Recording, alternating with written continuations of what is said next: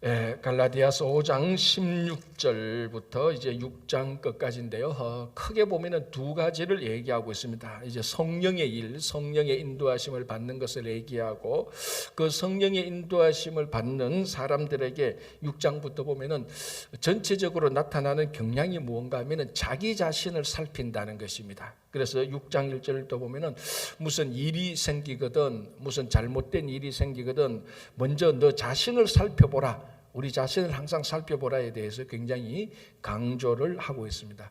우리가 실제로 또 신앙생활을 해보면은 어떤 잘못한 일이 터지거나 아니면 문제가 생겼을 때 그것을 우리 자신에게 먼저 비추어 봐서 내가 혹시 그 잘못한 일이 있는지, 내가 혹시 그 문제에 또 잘못한 일이 우리 먼저 자신을 되돌아보는 사람이 있는가 하면은 일단 자기 자신은 완벽하다, 자기 자신은 잘못이 없다라고 전제하고 다른 사람의 잘못을 잡고 흠을 찾고 하는 이런 사람들도 있습니다. 그런데 오늘 우리 일상적인 삶으로 말하자면 이 갈라디아서 5장 16절부터 6장까지 보면 성령께서 역사하실 때 다른 사람의 잘못을 다른 사람의 잘못이나 문제가 생기면 먼저 너 자신을 살펴보라, 이런 내용들이 있는데요. 자, 먼저 5장 16절 보겠습니다. 내가 이르노니 너희는 성령을 따라 행하라. 그리하면 육체의 욕심을 이루지 아니하리라. 육체의 소욕은 성령을 거스리고 성령은 육체를 거스리나니. 자, 뭐 어려운 내용이 아니죠, 그죠? 우리가 성령으로 살면은 육체로 살지 않고 육체로 산다면 성령으로 살지 못하는 겁니다. 뭐 이게 예수 믿지 않는 사람들한테는 그게 무슨 말인가 좀 혼돈되겠지만은 그래도 새벽기도 정도 나오시는 분들이면 이 말이 무슨 뜻인가? 제가 뭐 굳이 설명을 안 해도 알 것입니다. 성령으로 살면 육체를 거스리고 육체를 살면 성령을 거스리고. 자, 그런데 이제 하나 17절 중간부터 나오는 요 말은 약간 생각할 게 있습니다. 이 둘이 서로 대적함으로, 그 육체와 성령이 서로 대적함으로, 좀 더 말하면 서로 싸움으로, 육체와 성령이 내 내면 상태에서 서로 전쟁터가 될 때에 너희가 원하는 것을 하지 못하게 하려 함이라. 이 말은 약간 이제 좀 그 고개를 갸우뚱하게 하는데요. 우리가 성령의 인도하심을 받으면 성령으로 살게 되는 겁니다. 그러나 성령하고 육체가 내 속에서 싸우면 내 속이 전쟁터가 됩니다. 맨날 쉽게 말하면 이겁니다. 맨날 갈등하다가 끝나는, 그러니까 어떤 한 국가의 비를 들죠. 어떤 국가가 독재국가, 악한 국가가 있습니다. 이 나라는 악한 일을 하는 그 나쁜 쪽으로 갑니다. 이 나라 전체는 쉽게 말하면 육체의 일로 가는 겁니다. 이제 진짜 좋은 국가는 좋은 일을 하는 거죠. 성령의 일로 가는 겁니다. 자, 이제 그 중간 상태, 이제 전쟁이 있는 상태. 이 전쟁이 있는 상태는 전쟁하느라고 악한 일도 안 되고 좋은 일도 안 되는 겁니다. 그냥 맨날 전쟁만 하는 겁니다. 굳이 말하자면 오늘 사도 바울이 이런 부분을 얘기합니다. 우리 내면에 늘 갈등만 하고 싸우고, 물론 그래도 이게 완전 육체의 일로 완전히 가는 것보다는 낫습니다. 그러나 이 상태도 좋은 일을 하지 못하는 겁니다. 자, 그래서 보십시오. 이 둘이 서로 대적함으로 너희가 원하는 것을 하지 못하게 한다. 자, 여기서 우리가 원하는 것은 육체의 일이 아니고 성령의 일을 하고 싶은데 육체의 일하고 늘 싸우느라고 전쟁터만 만들어 놓느라고 못하게 한다. 이런 말을 하는 겁니다. 자, 그래서 보십시오. 18절에 너희가 만일 성령의 인도하시는 바가 되면 율법 아래에 있지 아니한다. 자, 이제 성령 쪽으로 가는 겁니다. 성령의 인도하시는 바가 되면은 육체의 아래에 있지 않다. 자, 그러면은 성령하고 육체가 서로 반대되는 거고, 이건 우리가 너무 쉬운 거, 성령하고도 율법도 지금 사도 바울은 이 반대되는 것으로, 대조되는 것으로 보고 있습니다. 자, 여기서 율법은 바울이 여기서 율법을 말할 때 뭘 또 염두에 두고 있습니까? 거짓 교사들이 율법의 행위를 준수해야 된다라고 복음에다가 더 추가한 것이 또 염두에 두고 있는 것입니다. 너희들이 거짓 교사들처럼 이 복음에다가 율법을 더 추구해서 복음 플러스 율법 준수 이렇게 간다면은 너희들은 성령하고 또 상관이 없는 것이다. 이런 의미가 있는 것입니다. 그래서 우리가 성령의 인도하심을 받는다면은 율법 아래에 있지 않다. 그래 하나님의 영으로 우리가 따라가게 된다라는 것인데, 자 이제 그 다음에 19절, 20절, 21절 육체의 일을 말하고 있습니다. 아까 성령하고 육체는 반대된다. 자 그런데 이제 여기 육체하고 율법이 일치되는 것은 아닙니다. 육체하고 율법이 일치되는 건 아니지만 이 율법의 영역에서는 육체하고 많이 겹치게 되는 부분입니다. 그죠? 자, 여기서 이제 육체의 일에 대해서 얘기하는데, 이제 그 다음에 우리가 너무 잘 아는 5장 22절, 23절은 또 성령의 열매를 말하고 있습니다. 그러니까 성령과 육체를 비교돼서 계속 하는데요. 19절 육체의 일은 분명하니 이제 15개 항목이 나옵니다.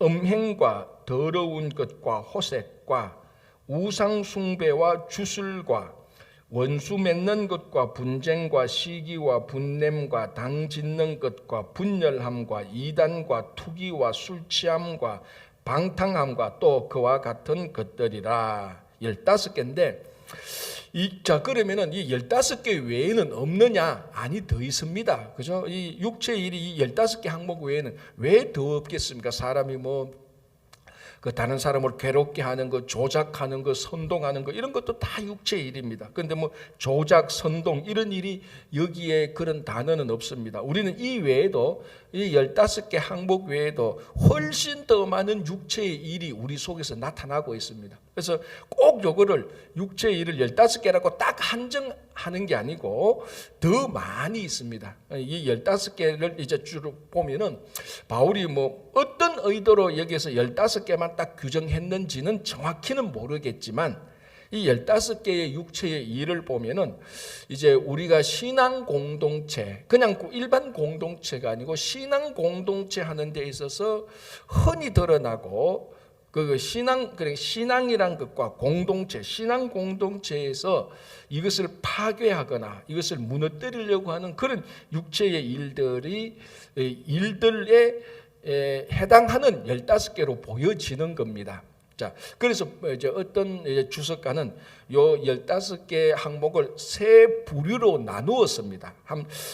어느 정도 일리가 있는 것입니다. 첫 번째 부류는 처음에 나오는 3개, 음행과 더러운 것과 호색, 가장 전형적인 육체의 일이죠. 육체가 없으면 진짜 음행이나 호색, 더러운 일 이런 것들이 나타나지 않는데 음행과 더러운 것과 호색은 전형적인 육체의 일, 그러니까 성적인 타락이라고 볼 수 있는 겁니다. 그죠? 자, 그것이고 두 번째는 우상 숭배와 주술, 하나님을 경배하는 것하고 전면적으로 반대되는 것. 그러니까 첫 번째 성적인 타락은 우리 육체의 타락으로 볼 수 있는 것이고, 두 번째 우상 숭배와 주술은 영적 타락으로 볼 수 있는 것입니다. 자, 그리고 세 번째는 원수 맺는 것과에서부터 방탕함까지. 자, 이것을 어떻게 우리가 이제 공통점을 찾을 수 있는가? 아까 제가 신앙 공동체라 그랬습니다.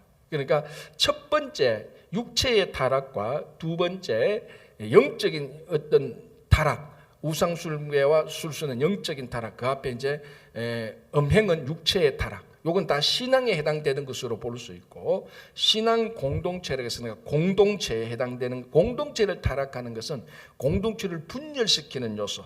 그래서 원수 맺는 것과 방탕함까지 이런 항목들을 가만히 보면은 주로 이게 어떤 공동체를 무너뜨리는데 나오는 육체의 일들입니다. 그래서 제가 바울이 왜 이 15개를 주로 얘기했을까? 이 아마 갈라디아 교회라는 그러니까 갈라디아 교회 안에 모든 교회는 신앙 공동체입니다. 그죠? 그러니까 그냥 공동체가 아니고, 그냥 공동체는 학교나 이런 여러 다른 기관이 많지만 교회는 공동체는 공동체인데 신앙 공동체입니다. 그러니까 우리가 지켜야 될 것은 신앙 교회 생활, 그러니까 성도는 당연히 교회 생활을 해야 되는데 이 교회 생활에서 지켜야 될 것 두 가지가 신앙과 공동체를 같이 지켜야 나가는, 이 두 개를 파괴하는 이 육체의 일들이 이제 나타나는 겁니다. 그래서 우리는 신앙도 지켜야 되고 교회 공동체, 이 공동체도 지켜야 되는 것입니다. 그렇죠? 자, 21절 보겠습니다. 투기와 술 취함과 방탕함과 또 그와 같은 것들이라. 자, 이제 여기서 그와 같은 것들이라라고 말을 할 때 이 15개 항목 외에 이런 유의 일들이 더 있다. 자, 예를 들어 조작하고 선동하는 것, 이것도 공동체를 파괴시키는 것입니다. 그죠? 이는 또 그와 같은 것들이 더 있다. 자, 전에 너희에게 경계한 것 같이 경계하노니, 자, 너희에게 경계한 것 같이 경계한다. 앞에도 이런 유의 훈계를 했다는 겁니다. 또 다시 내가 훈계를 한다. 조심하게 내가 유의를 준다. 무슨 말인가 하면은 이런 일을 하는 자들은 하나님의 나라를 유업으로 받지 못할 것이다. 자, 육체의 일을 하는 사람은 하나님의 나라를 유업으로 받지 못합니다. 지극히 당연한 것 아닙니까? 그런데 이게 이제 우리가 좀 더 한 번 더 해석을 한 번 더 설명을 하자면, 육체의 일인 하나님의 나라를 유업으로 받지 못한다는 이 말은 하나님의 나라의 일을 육체의 일로 해서도 안 된다는 거죠. 같은 말입니다. 육체의 일이 하나님 나라를 이어받지 못한다면 하나님 나라의 일을 하는 사람은 당연히 육체의 일로 해서는 안 되는 것이죠. 자, 그러면은 우리가 쉽게 말해서 우리가 영적 타락과 육적 타락, 육신의 타락과 영적 타락은 우리가 잘 압니다. 이 15개 항목 가운데 첫 번째 항목, 두 번째 항목, 음행과 더러운 것과 호색, 육체의 타락, 이거 뭐 나쁘다는 거 다 알죠. 그리고 우상 숭배와 주술, 이것도 뭐 나쁘다는 거 우리는 너무 잘 압니다. 그러나 이제 상대적으로 이보다 좀 우리가 덜 인식되고 있는 것, 그게 공동체를 파괴시키는 것. 원수 맺는 것, 분쟁, 시기, 분냄, 당짓는 것, 분열, 이단, 투기, 술 취함, 방탕함. 이거는 우리가 어떨 때는 의식하지 못하는 사이에 이런 육체의 일을 쉽게 행할 수가 있습니다. 이런 것들로도 당연히 하나님의 나라의 일을 해서도 안 되는 겁니다.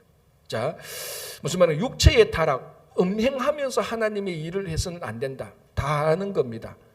그리고 우상을 섬기면서 하나님의 일을 해서도 안 된다는 거 다 압니다. 자, 그런데 원수 맺는 거, 분쟁, 시기, 분냄, 당짓는 거, 분열, 이단, 이런 투기, 술 취함, 방탕함, 이런 일을 가지고는 의외로 이 세 번째 항목, 이런 일을 가지고는 하나님의 일을 많이 하면서 자기가 잘 모르고 있는 경우가 있습니다. 자, 가장 대표적으로 우리가 분쟁, 시기, 분냄, 당짓는 것, 분열, 이런 것들을 하면서도 이런 일을 행하면서도 우리가 하나님 일을 한다고 착각하고 있을 때가 있는 것입니다. 그렇죠? 자, 분명히 말합니다. 이런 15개의 항목, 또 이와 같은 것들은 하나님의 나라를 유업으로 받지 못하는 겁니다. 그런데 이런 걸 잘하면은, 이 육체의 일을 잘하면은 세상의 유업은 좀 받을 수가 있어요. 보면은. 그렇지 않아요? 가만히 보시면 우리 뭐 드라마나 역사나 뭐 이런 것들, 소설이나, 그리고 실제로 정치에서 일어나는 일들을 보면요, 이런 일들을 잘 조작하고 잘 움직이는 사람이 권력을 쥐는 경우들이 많아요. 그렇잖아요, 그죠? 그러나 오늘 우리가 권력을 쥐고 우리가 일을 잘 이루러 가는 것은 세상의 나라가 아닙니다. 우리는 하나님의 나라의 일꾼들 아닙니까? 그런데 우리도 모르는 사이에 세상 나라의 권력을 쥐는 그런 방식으로 하나님 나라도 그렇게 하면 된다고 생각하는 사람들이 주변에 파다하게 많습니다. 자, 이제 그러면서 22절, 23절에 성령의 열매를 말하는 거예요. 자, 그렇다면은 하나님 이런 일들이 세상의 권력, 세상의 유업은 이어받을 수 있어도, 그렇잖아요. 정치 권력을 거머쥐려고 해서 쿠데타를 일으키고 음모를 꾸미고 이런 사람들이 종종 이 권력을 쥡니다. 이런 세상 나라의 권력은 가질 수 있는데 하나님 나라의 유업은 가질 수 없다. 그렇다면 하나님의 나라의 유업은 누가 가지느냐? 자, 22절, 23절 성령의 열매를 말하고 있습니다. 자, 22절 우리 너무 잘 아는 구절이죠. 오직 성령의 열매는 사랑과 희락과 화평과 오래 참음과 자비와 양선과 충성과 온유와 절제니. 그러니까 앞에 15개 항목 육체의 일에 비교 대조되는 성령의 열매 9개를 말하고 있는 것입니다. 그래서 이 육체의 일은 세상 권력은 질 수 있지만 하나님의 나라의 유업은 받지 못하고 성령의 열매를 가진 사람이 하나님 나라의 유업을 이을 자라는 겁니다. 이 성령의 열매 9가지를 우리가 하나하나 지금 항목별로 다 하지 않아도 이런 기회는 우리가 많이 가졌기 때문에 간단하게 말하자면, 여기서 성령의 열매의 가장 큰 특징은 뭔가 하면은 외적으로 드러나는 어떤 능력이 아닙니다. 내적에 있는 성품, 인격과 관련된 것입니다. 전부 다가요. 사랑, 희락, 화평, 오래 참 이런 거 쭉 보면은 전부 다 내적 성품, 인격입니다. 그래서 우리가 성령의 인도함을 받는 사람, 그리고 성령이 충만한 사람, 이런 사람에게는 반드시입니다. 반드시 이 성령의 열매가 맺히는 겁니다. 물론 정도의 차이는 있죠. 우리가 뭐 가수원 밭에 가면은 열매를 많이 맺는 나무도 있고 좀 적게 맺는 나무도 있습니다. 그러나 나무라고 생긴 모든 나무는, 살아있는 나무라면은 반드시 열매가 맺히는 겁니다. 죽은 나무는 열매를 못 맺습니다. 아무리 그게 좋은 나무라 할지라도 관상수는 열매를 맺지 못합니다. 그러나 좀 나무가 꾀째째하고 좀 볼품이 없어도 살아있는 나무는 열매를 맺습니다. 우리 성도가 똑같습니다. 우리 안에 성령이 있다면, 우리가 성령을 영접한다면, 성령의 인도하심을 받는다면 이 9가지 열매를 맺을 수 있습니다.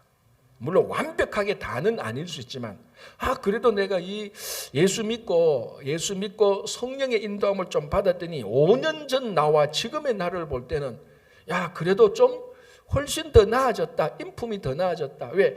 가끔 이런 사람이 있지 않습니까? 네 예수 믿으면 좀 인간 좀 변했다라는 그런 얘기 듣는 사람이 주변에 가끔 있어요. 그런데 더 이상한 것은, 넌 예수 믿어도 어때? 10년 전이나 지금이나 똑같나? 이거는 참 문제입니다. 그죠? 그는 교회는 다녔어도 성령의 인도하심을 따라 열매가 좀 부족한 사람이죠. 그래서 이런 9가지 열매는 우리 성품, 인격에 관한 것이고요. 그리고 이 9가지 열매를 또 가만히 보면은 신앙 공동체를 세우는 열매들입니다. 아까 말했지만 육체의 일은 신앙 공동체를 무너뜨리고 성령의 열매는 신앙 공동체를 세우는 것인데, 이 내용들을 보십시오. 전부 다 당연히 신앙적인 것이고 신앙인 것이고 공동체를 세우는 데도 있습니다. 자, 예를 들어서 화평. 이 화평은 내면적인 화평이기도 하지만, 내 혼자 가만히 있어서 화평을 누리는 것도 있지만 다른 사람들과 함께 누리는 화평을 말하는 것입니다. 그리고 오래 참음, 사람들과의 관계에서 오래 참음, 그리고 충성, 온유, 절제, 이건 다 가만히 보면은 양면성이 있습니다. 내게 관련된 성품이기도 하지만은 신앙 공동체를 세우는데 다 필요한 그런 열매들이기도 합니다. 그래서 우리가 그래서 좋은 교회는요, 육체의 일을 자랑하는 교회가 아니고 겉으로 막 화려하게 드러나진 않지만은 이 성령의 열매가 맺힌 사람들이 많은 교회가 좋은 교회입니다. 그렇죠? 그래서 어떤 교회는 어떤 교회가 어떤 마음이 있는 교회, 어떤 교회는 굉장히 화려한 교회가 있었습니다. 어떤 국가나 어떤 그 지역에서 굉장히 전부 다 사회적 지위가 높은 영향력이 있는 사람들이 모인 교회가 있을 수가 있습니다. 겉으로 보면은 그 교회가 대단한 교회다라고 생각할 수 있겠지만, 정말 우리가 신앙적으로 볼 때 그런 사회적으로 또는 사회적 지위가 높거나 영향력이 있는 사람들의 그 내면에 성령의 열매가 맺히지 않은 사람이면 그 교회는 정말로 사람들이 볼 때는 대단한 교회라고 말할 수 있겠지만 하나님의 교회는 절대로 아닙니다. 그러나 평범하고 일상적으로 살아가고 좀 그렇다 할지라도 내면적으로 성령의 열매가 맺힌 사람들이 많은 교회, 그게 진짜로 좋은 교회입니다. 그렇죠? 24절, 그리스도 예수의 사람들은 육체와 함께 그 정욕과 탐심을 십자가에 못 박았다. 참 이게 우리들한테 죽을 때까지 도전이 되는 말입니다. 자, 갈라디아서 2장 20절 보시기 바랍니다. 이 바울이 갈라디아서에서 이런 말을 굉장히 유사한 말을 많이 합니다. 2장 20절 우리가 너무 잘 아는 구절이죠. 내가 그리스도와 함께 십자가에 못 박혔나니 그런즉 이제는 내가 사는 것이 아니 오직 내 안에 그리스도께서 사는 것이라. 이제 내가 육체 가운데 사는 것은 나를 사랑하사 나를 위하여 자기 자신을 버리신 하나님의 아들을 믿는 믿음 안에서 산다. 내가 그리스도와 함께 십자가에 못 박혔다. 이제는 내가 사는 것이 아니라고 말합니다. 자, 여기 또 다시 우리가 성령으로 살면 또한 성령으로 24절 그리스도의 예수의 사람들 육체와 함께 그 정욕과 탐심을 십자가에 못 박았다. 그래 특별히 지금 계속해서 사순절 기간인데 사순절 기간의 묵상의 핵심은 십자가입니다. 십자가 없는 사순절은 그 전부 다 거짓말이죠, 그죠? 물론 십자가 없는 신앙도 다 거짓말이지만 특별히 사순절 기간 동안에는 십자가를 집중적으로 생각하는 그런 기간입니다. 근데 십자가를 생각하면서 내 안에 정욕과 탐심과 이런 육체의 일들 이런 것들이 내 안에 있다면은 정말 사순절 기간 동안에 그리스도와 함께 죽음으로 정욕과 탐심을 다 땅에 묻어야 되는 겁니다. 그렇죠? 자, 25절 만일 우리가 성령으로 살면 또한 성령으로 행할지니 헛된 영광을 구하여 서로 노엽게 하거나 서로 투기하지 말지니라. 자, 우리가 공동체 생활하고 또 내 자신을 볼 때 우리가 시기, 질투, 분노 이 모든 것을 아우르는 것은 결국은 가만히 보면요 영광에 관한 것입니다. 결국은 영광에 관한 것입니다. 가만히 그 뿌리가 왜 저 사람은 자기가 자꾸 자기 한 일을 드러내고 왜 저 사람은 자꾸 다른 사람들한테 관심을 집중시키려고 하고 왜 저 사람은 자꾸 사람들에게 집착하는지 그런 그것은 물론 심리학자들은 심리적으로 분석을 할 수 있겠지만 뭐 어릴 때 사랑이 뭐 애정 결핍 그렇게 분석할 수 있겠지만은 우리가 신앙적으로 볼 때 그런 사람의 핵심은요 결국 영광의 문제입니다. 정말로 하나님께 영광이 인생의 목표라면은 여러분 신앙생활하면서 투기, 시기, 질투 절대로 할 이유가 없습니다. 한번 생각해 보십시오. 내 삶의 모든 영광이 하나님께 영광 내 삶의 목적이 하나님께 영광 돌리는데 무슨 시기가 생기겠습니까? 무슨 투기가 생기겠습니까? 그죠? 이런 것들을 이번 사순절 기간 동안 좀 많이 묵상했으면 좋겠습니다. 결국 우리가 신앙적으로 가만히 이것을 왜 저 사람이 저렇게 저런 말을 해서 자기를 높이 올릴까? 왜 저 사람이 사람들을 자꾸 끌어모으고 내가 여기 마치 슈퍼스타, 인기스타처럼 탤런트처럼 그런 이유를 쭉 따져가면은 영광이 하나님께 있는 게 아닙니다. 자기에게 있는 겁니다. 그걸 이제 사회적인 말로 하면 자기 인정받고 싶은 것이죠. 다 같은 맥락이에요, 사실은. 어떻게 보면 다 심리학자들은 뭐 애정 결핍이기 때문에 자기 관심을 받고 싶다라고 말하고 사회학적으로 보면은 자기가 저 사회에서 인정받지 못하는 게 교회에서 인정받고 싶은 인정 욕구가 있다 이렇게 말하고 다 분석하는 이 틀은 다른데 결국은 우리가 신앙적으로 보면 영광의 문제입니다. 하나님께 영광을 돌리겠다는 신앙이 있다면은 결코 사람들이 오히려 자기를 보고 자기 관심을 가질까봐 걱정이 되는 거죠. 이 관심을 하나님께 돌려라. 결국 그겁니다. 결국 여기서 보십시오. 우리가 성령으로 살고 또한 성령으로 행한다면 헛된 영광을 구하지 않는다는 거예요. 육체의 일에 빠졌으니 헛된 영광을 구하는 그게 다 노엽게 하거나 서로 투기하는 이런 일들입니다. 그래서 우리 삶의 영원한 목적 1번은 뭡니까? 오직 하나님께 영광이에요. 자, 6장 1절. 이제 아주 실제적으로 우리 신앙 공동체에 일어나는 이제 교훈을 줍니다. 형제들아, 사람이 만일 무슨 범죄한 일이 드러나거든 신령한 너희는 온유한 심령으로 그러한 자를 바로 잡고 너 자신을 살펴보아 너도 시험을 받을까 두려워하라. 자, 여기 형제야라고 말하지 않고 형제들아라고 말합니다. 신앙 공동체 교회죠. 그건 갈라디아 교회죠. 교회에서는 언제나 무슨 일이 생깁니다. 무슨 문제가 터지죠. 사람들이 사니까. 자, 무슨 범죄한 일이 드러나거든. 자, 이거 보십시오. 신령한 너희는 자, 보통 뭐라고 말합니까? 드러나거든. 너희는 온유한 심령으로 말하는데 신령한 너희는라고 너희인데 신령한 너희라고 말을 하는 겁니다. 자, 이 말 속에 육체의 일에 빠져 있는 사람이 아니고 성령의 열매를 맺는 사람들이라는 전제가 있습니다. 신령한 너희는, 그러니까 무슨 말인가 하면 교회에 무슨 일이 터졌다, 어떤 문제가, 공동체 무슨 일이 생겼다, 이 일을 해결할 수 있는 사람은 누굽니까? 신령한 사람들. 자, 신령한 사람들이라고 해서 뭐 산신령처럼 뭐 지팡이 짚고 수염 기르고 이거 아니죠. 진짜 성령의 일에 이끌리는 사람들. 신령한 너희는 육체의 일로 일을 처리하는 사람들이 아니고 신령한 너희는, 성령의 일로 일을 처리하는 너희는 온유한 심령으로 그러한 사람을 바로 잡고, 온유한 심령으로, 그러니까 심령이 두 번이나 신령한 너희야, 신령한 너희는 온유한 심령으로 그 일을 바로 잡아라라고 말. 제가 늘 하는 일이 있습니다. 늘 제가 목회를 하면서 참 중요하게 생각하는 게, 우리 같이 생각하는 게, 문제가 터진 것보다 더 큰 일은 뭡니까? 그 문제를 잘못 처리할 때 더 큰 문제가 생깁니다. 제가 늘 그 얘기합니다. 교회는 언제나 문제가 생깁니다. 사람들이 모이면 언제나 문제가 생기죠. 우리가 다 부족하니까. 문제가 생겼다는 것 자체보다 더 중요한 것은 이 문제를 해결하는 방식이 더 중요합니다. 사실은 이 문제 터지가, 이 문제는 한 5 정도인데 이걸 잘못 처리하면 잘못 처리한 것이 10이 돼가지고 이게 더 큰 문제가 되는 겁니다. 그러니까 어떤 문제가 생겼는데 이 문제를 잘 처리하면요, 전화위복이 돼요.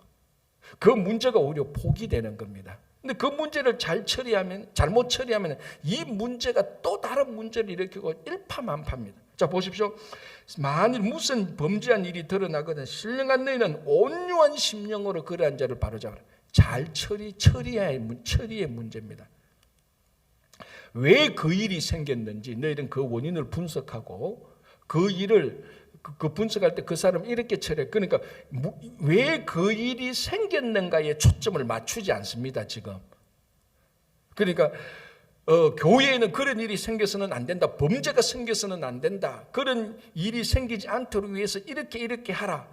그러니까 그 문제가 생긴 원인에 초점을 맞추지 않고 문제가 생긴 그 일을 어떻게 해결할까에 대해 초점을 맞추고 있습니다. 만일 범죄한 일이 생기거든 신령한 너희는, 육체의 사람이 아니고 신령한 너희는 온유한 심령으로 그러한 자를 바로 잡아라. 자, 심령 앞에 온유한 심령. 자, 이 온유는 물론 우리가 부드럽고 자비롭고 이런 태도가 맞습니다. 반드시 맞지만 한 가지 더 생각해야 할 것은 이 온유가 성령의 9가지 열매 중에 하나 아닙니까?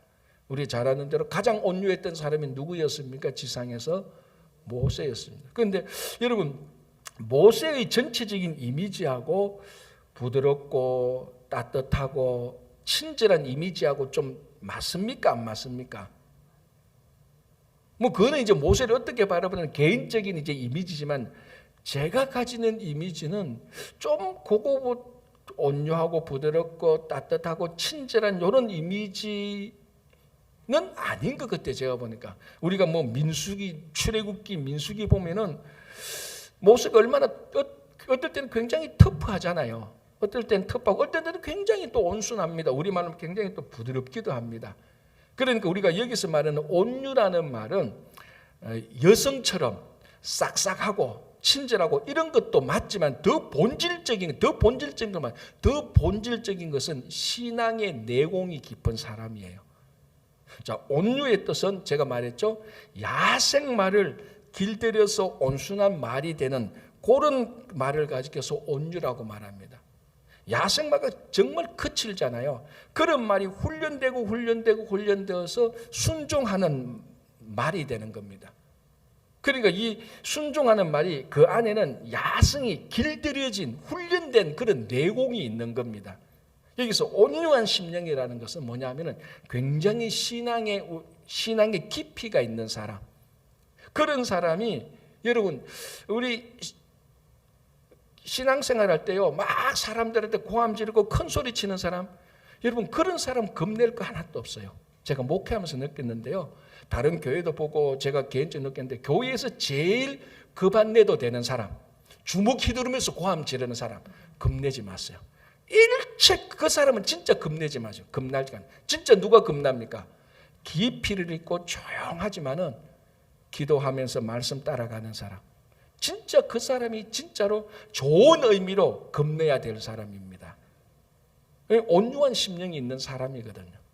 막 고함 지르고 내가 최고인 것처럼 막 어떤 그루를 만들어서 조직화되려고 하는 사람 절대로 겁낼 것 없습니다. 그 육체의 일에 있는 사람이거든요. 그리고 사도 바울이 신령한 너희는라고 말합니다. 권력이 있는 너희는, 이게 말 영향력이 있는 너희는 말하지 않고 신령한 너희는 온유한 심령으로. 그러니까 교회에 문제가 생겼습니다. 어떤 공동체에 범죄가 생겼습니다. 누구한테 맡깁니까? 신령한 사람에게 맡기는. 너희들이 이 문제를 잘 처리하라고 맡기는 겁니다. 그래서 사람이 무슨 범죄한 일이 드러나거든 신령한 너희는 온유한 심령으로 그러한 자를 바로 잡고. 자, 이제 그 다음이 또 중요하죠. 너 자신을 살펴보아 너도 시험을 받을까 두려워하라. 자, 이게 무슨 말인가 하면요, 이 공동체에서 무슨 일이 생겼습니다. 나는 저런 일 절대로 하는 사람이 아니냐, 그렇게 생각하지 말라는 겁니다. 공동체에서 어떤 사람에게 어떤 일이 생겼으면요, 그 일이 내게도 생길 수도 있다는 겁니다. 그리고 혹시나 내게 그런 요소들이 들어와 있지 않은지, 내가 혹시 그런 일에 관여되어 있지 않은지, 혹시나 내가 저런 일이 생기도록 허락한 사람은 아닌지, 방임한 사람은 아닌지 자신을 돌아보아야 하는 거예요. 그래서 아까 말했지만 성령의 사람은요, 무슨 일이 터지면은 자기 자신을 되돌아볼 줄 알아야 되는 겁니다. 그렇죠? 그래서 너도 시험을 받을까 두려워하라. 너 자신을 살펴보아. 자, 6장 2절. 너희가 짐을 서로 지라. 그리하여 그리스도의 법을 성취하라. 자, 짐을 서로 지라. 그래서 율법을 이루라 이렇게 말하지 않죠? 너희들이 짐, 그러니까 각자가 가지고 있는 무거운 짐이 있습니다. 그거는 건강에 무거운 짐, 또 재정이나 관계나 각자가 너무 가지고 감당하기 어려운 짐이 있다면은 너희들이 서로 그 짐을 함께 나누라. 이거는 우리 어려운 말이 아닙니다. 그죠? 그리하여서 그리스도의 법을 성취하라. 우리 그리스도의 공신한 공동체 그리스도의 법은 서로 무거운 짐을 지고 슬픔이 있을 때 위로해주고 기쁨을 함께 나누는, 바로 그걸 말하는 겁니다. 자, 3절. 만일 누가 아무것도 되지 못하고 된 줄로 생각하면서 서로 속임이라. 무슨 말인지 알겠죠? 그죠? 아무것도 안 돼 자기가 무엇인가 된 것처럼 생각하면 자기가 자기 스스로 속이는 겁니다. 아무것도 아닌데 괜히 허풍이 들어가가지고, 바람 들어가가지고 막 이렇게 생각하면 자기가 자기 스스로 속이는 거죠. 4절. 자, 여기 이제 좀 우리가 혼돈될 수 있는 건데요. 각각 자기의 일을 살피라. 자, 이거는 문제가 아닙니다. 아까 계속해서 스스로 살피라, 자기 스스로 조심하라, 바울이 계속 그렇게 말하고 있습니다. 그런데 하나, 각각 자기의 일을 살피라. 그리하면 자랑할 것이 자기에게는 있어도 남에게는 있지 아니하라. 자칫하면은 자랑하는 자는 주 안에서 자랑하라 그랬는데, 자기에게 자랑할 것이 있다는 것을 살피라. 좀 약간 혼돈될 수 있습니다. 자, 여기서는 이제 교만한 의미로 자랑할 것이 있는 것이 아니고, 각각 자기를 살피면은 내게도 자랑할 것. 자, 여기서 자랑할 것은 다른 사람들한테 드러내놓아서 교만하고 우월한 그런 자랑이 아니고, 내 자신을 살펴보면은 자랑할 것 같은 하나님께서 내게 주신 그런 귀한 것이 내게 있다는 겁니다. 쉽게 말하면 너 자신을 살펴보라. 너 안에도 그런 장점이 있다. 그 장점을 다른 사람에게서 찾지 말라는 겁니다. 각각 자기의 일을 살펴라. 그리하면 자랑할 것이 자기에게는 있어도 남에게는 있지 아니하리라. 자, 이것을 우리가 내가 살펴보니까 내가 자랑할 게 있네, 이거 막 떠벌리고 진짜 다른 사람에게 자랑하라, 그게 아니고, 너 자신이 그렇게 연약하냐, 너 자신이 그렇게 무기력하냐, 난 아무것도 없어, 난 잘한 것이 없어, 그거 아니란 거. 너 스스로 한번 잘 살펴봐라. 너에게도 하나님께서 자랑할 거리를 주셨다. 하나님께서 너에게도 하나님의 일을 할 수 있는 능력을 주셨고, 너에게도 달란트를 주셨다, 그런 의미입니다. 그걸 다른 사람이 있는데 다른 사람에게서 자꾸 찾으려고 하지 말고, 다른 사람 거를 보고 욕하거나 다른 사람 거를 보고 비난하거나 다른 사람 거를 보고 열등감을 느끼지 말고 너 자신을 한번 가만히 살펴보라. 하나님께서 너 자신에게도 자랑할 수 있을 만한 좋은 것을 주셨다라는 겁니다. 그걸 말하는 겁니다. 5절 각각 자기의 짐을 질 것이라. 자, 아까는 2절에는 너희는 서로 짐을 지라 그래 놔놓고 5절에는 자기의 짐을 지라 그럽니다. 이게 왜 헷갈리나? 자, 헷갈릴 거 없습니다. 첫 번째는 어쨌든 자기의 짐을 다른 사람한테 맡기지 말라는 것은 확실합니다. 그리고 두 번째는 무거운 짐은 서로 지라. 그리고 여기서 세 번째 자기의 짐은 각각 자기에게 주어진 배낭. 자, 우리가 예를 등산을 간다면 각각 자기에게 맞는 배낭이 있습니다. 그거는 자기가 지고 가는 겁니다. 다시 말하면 자기 책임입니다. 하나님 앞에 갔을 때 자기 책임을 말하는, 이거는 네가 스스로 지어야 된다. 이건 누구에게 미루거나 누구에게 양도할 수 있는 게 아니다. 그러니까 우리에게 주어진 신앙의 책임은 우리가 각각 지지만 형제 자매들이 지고 가는 인생의 무거운 짐은 서로 지라. 그래서 이게 짐이라는 말이 대가 있기 때문에 좀 혼돈스러운데 이렇게 보면 됩니다. 우리에게 각각 주어진 신앙의 책임은 우리가 감당하고 옆에 있는 형제들이 너무 어렵고 힘들고 무거운 인생의 짐을 지고 간다면 그거 너희들이 같이 서로 지어줘라, 이런 말이에요. 쉬운 말이죠, 그죠? 그렇게 해서 신앙 공동체를 계속해서 세워나가라라는 겁니다. 자, 오늘은 우리 여기까지만 보고요. 내일 또 갈라디아서 마지막으로 보고 마치도록 하겠습니다. 그래서 우리가 이 갈라디아서를 보면서 우리는 육체에 속한 사람이 아니고 성령에 속한 사람입니다. 그래서 오늘 또 여러분들이 계속해서 하나님께서 우리에게 주시는 그 성령을 분별하고 구별하고 그에게 순종하는 하루가 되기를 바랍니다. 기도하겠습니다. 하나님 아버지 감사합니다. 오늘 또 우리가 갈라디아서 말씀을 보면서 혹시 우리가 육체의 일에 빠져 있지 않은지 우리가 다시 한번 되돌아보고 특별히 이 사순절 기간 동안에 예수 그리스도의 십자가를 묵상하면서 헛된 영광을 구하지 아니하고 하나님의 영광을 구할 수 있도록 도와주시옵소서. 지진과 전쟁으로 고통받고 있는 우리 전 세계 형제 자매들에게 주님께서 위로해 줄 것을 믿고 오늘도 우리 각자 기도 제목을 주님께 아뢰입니다. 이 기도 제목 위에 주님의 은혜가 함께할 것을 믿으며 감사하오며 예수님 이름으로 기도합니다. 아멘.